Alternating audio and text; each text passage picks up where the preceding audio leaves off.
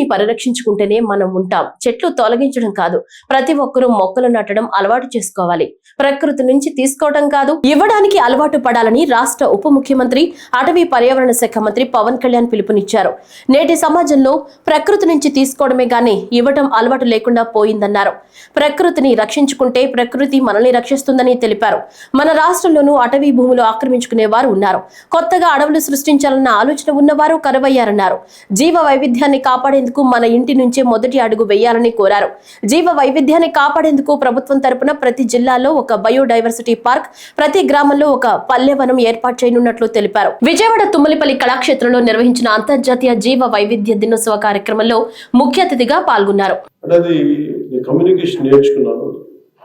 దాంట్లో సారాంశం ఏముంటదంటే మన ఈ జీవ వైవిధ్యానికి సంబంధించి మాట్లాడుతుంది.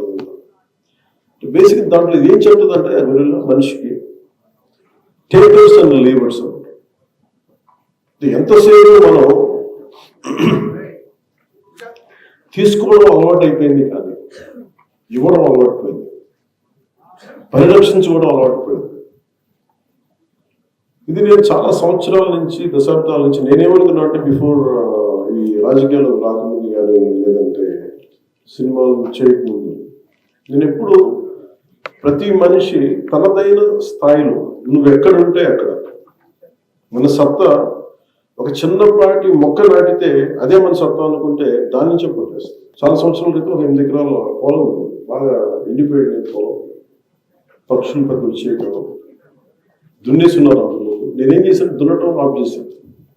నేను అందరిలాగా డబ్బులు సంపాదించాలి కాదు, కానీ ఈ జీవ వైవిధ్యం పెరగాలంటే ఏం చేయాలని అనేక పుస్తకాలు చదవటం వల్ల నువ్వు ఏదైనా చెయ్యాలి సహాయం అంటే నువ్వు ప్రకృతితోటి చెడగొట్టడం ఉంటే చాలు.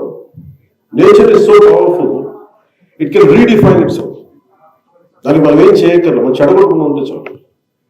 ఈ ఇష్మాయిల్ అనే పుస్తకంలో వాడు ఏం చెప్తారంటే, మీరు ఎంతసేపు ఆ గొరిల్లా ఏం చెప్తుంటే మీరు తీసుకోవడం అలవాటు అయిపోయింది, మీకు తిరిగి ఇవ్వడం అలవాటు అయిపోయింది.